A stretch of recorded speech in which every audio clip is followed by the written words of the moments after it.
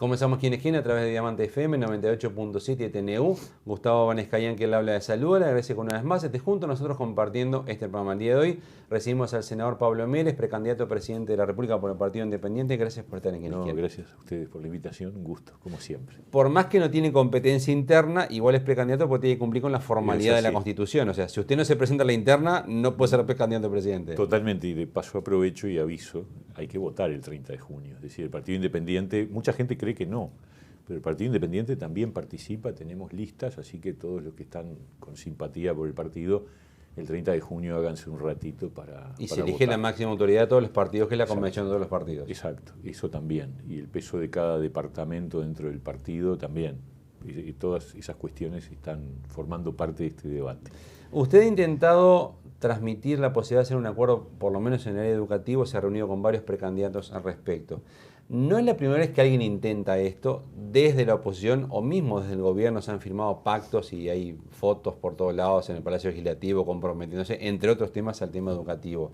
Lo que sucede después es que por la razón que sea esto no se cumple. ¿Por qué tiene esperanza que esto sea distinto esta vez? Yo tengo esperanza porque hoy existe un ámbito, que es EDUI 21, donde hay gente de todos los partidos, hay gente de todas las experiencias educativas, porque hay académicos, pero también hay gente de pie en tierra, del trabajo cotidiano, docentes de aula, directoras de escuela, en fin, gente que ha elaborado un proyecto que es muy abarcativo, muy completo. Para nosotros es un proyecto que nos satisface. Y entonces esa es una base muy importante. Tengo la esperanza de que esta vez sí. Lo que no me gustaría es firmar un acuerdo formal. Nuestro objetivo es tratar de llegar a un entendimiento. He conversado ya con varios precandidatos y ahora decidimos esperar a que estén los candidatos para retomar la iniciativa y ver si es posible firmar un documento, pero no un documento para la tribuna. Me parece que eso sería terrible. Lo que usted dice es correcto. En el 2010 Mujica armó una serie de grupos de trabajo. Hubo uno que salió muy bien, que fue el de energía, que vale la pena reconocerlo, porque ahí sí se logró una política energética que significó que 5 años después el tema de energía, que era un tema crucial y complejo, salió de la agenda. Pero en educación no, en educación fracasamos. En el 2012 Larrañaga presentó una nueva propuesta de acuerdo educativo, la firmamos, no caminó. En el 2014, en la campaña electoral, hubo un seminario donde yo salí muy entusiasmado, muy esperanzado. En ese momento Filgueira era el representante de Vázquez, después a Filgueira lo pusieron en un lugar secundario y quedó Neto al frente de la educación. Buah, vaya a saber por qué. Lo cierto es que lo que no podríamos es generar una nueva decepción. Por lo tanto, la apuesta es tratemos de hacer un acuerdo en serio y que todos quedemos obligados. No sé si es posible. No hay ninguna herramienta para que se cumpla. Esto no se puede establecer de alguna forma, algo para que se pueda cumplir, para que no quede firme y después no cumple y no pasa nada. La idea sería tratar de avanzar en cuanto a que yo creo que la integración del CODICEN para una reforma educativa debería implicar una representación multipartidaria. Por ejemplo, si yo fuera el presidente, yo no armaría un CODICEN PI.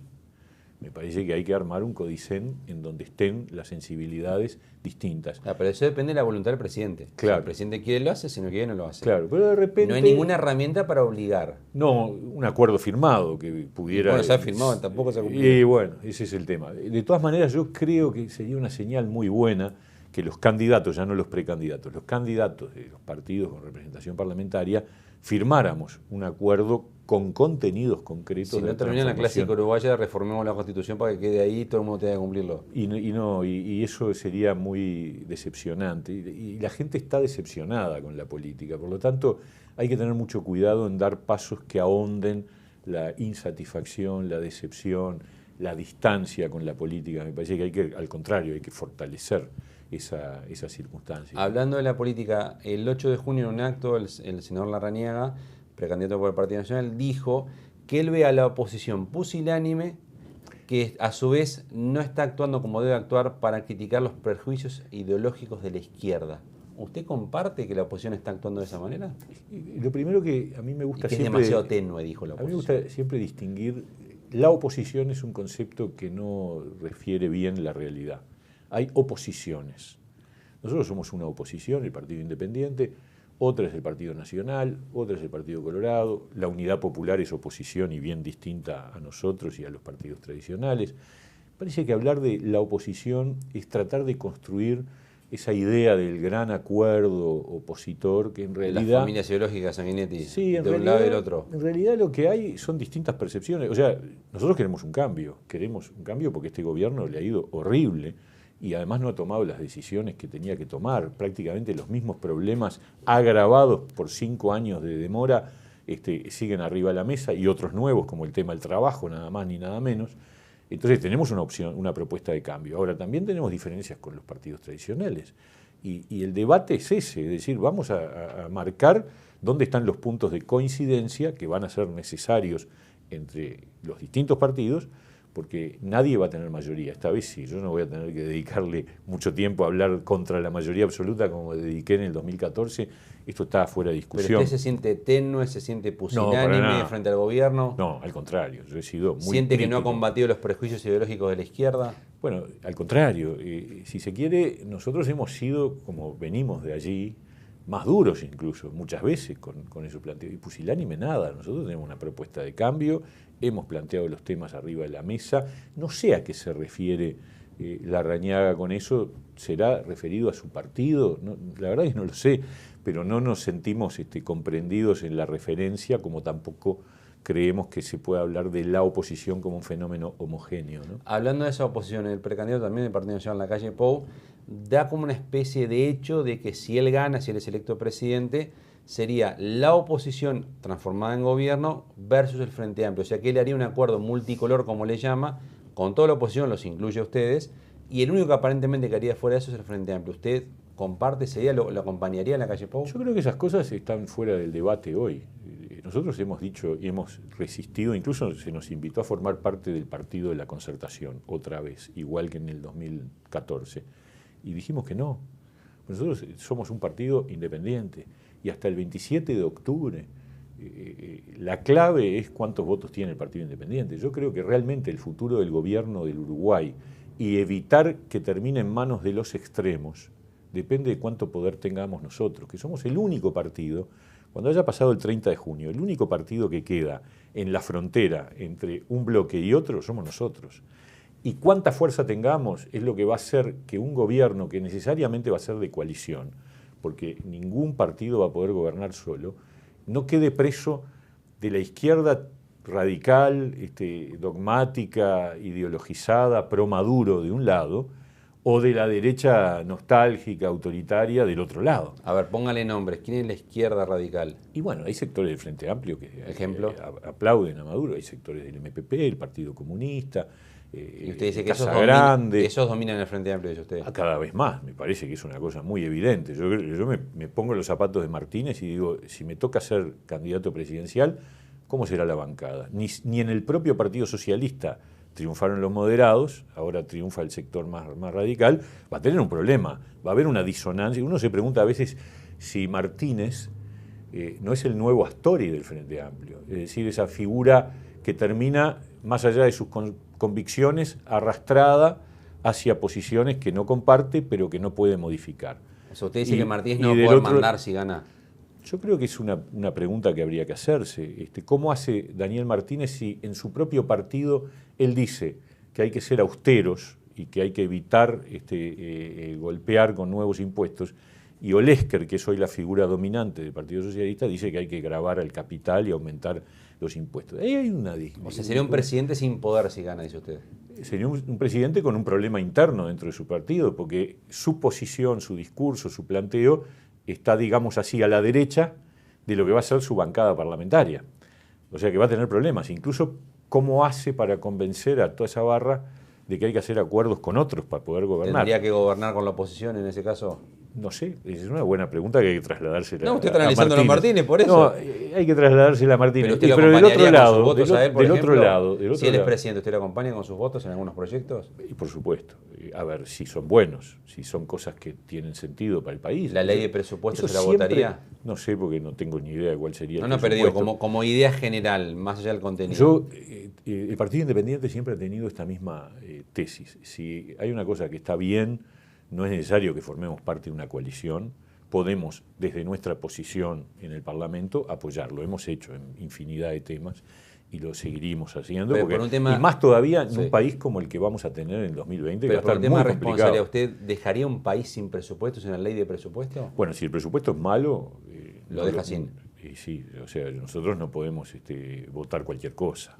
El presupuesto tiene que ser responsable. El presupuesto es la ley que marca los 5 años de gobierno. Claro, y fíjese que vamos a tener un país donde el déficit fiscal, como viene el ritmo, en 6 meses creció 1 punto. Del 3.9 se fue al 4.8, prácticamente 1 punto, en 6 meses.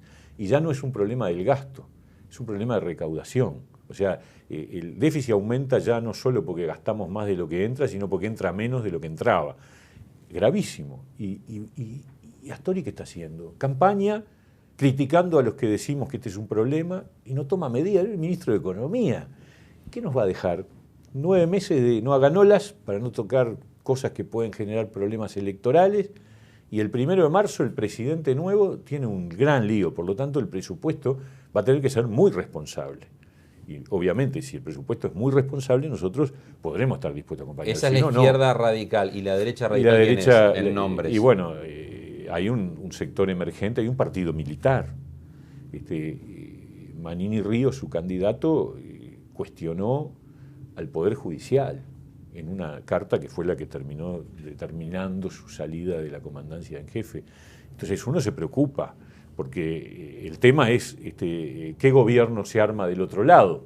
Y ahí es clave cuánto peso tiene el Partido Independiente. ¿Y dentro del Partido Nacional y del Partido Colorado hay esa derecha? ¿Usted ve esa derecha? Y sí, yo creo que dentro de los partidos tradicionales estaba, hasta que el surgimiento de Manini Ríos, toda la derecha. Más o menos hay derecha. Hay derecha democrática y hay derecha autoritaria. Pero hoy el Partido Nacional como hay izquierda democrática y izquierda derecha. autoritaria. ¿Usted no ve esa derecha en el Partido Nacional y en el Partido Colorado? No, yo creo que puede En estar. el Frente Amplio le identificó a la izquierda radical. Puso Puede MPP, estar. Y yo creo que hay sectores, por algo creció Manini Ríos, ¿no? ¿De dónde salen los votos? Seguramente salen de votantes de los partidos tradicionales. Larrañaga, No, los Sartori, ¿alguno de esos es de la derecha? Sartori me parece un fenómeno rarísimo, muy difícil de clasificar.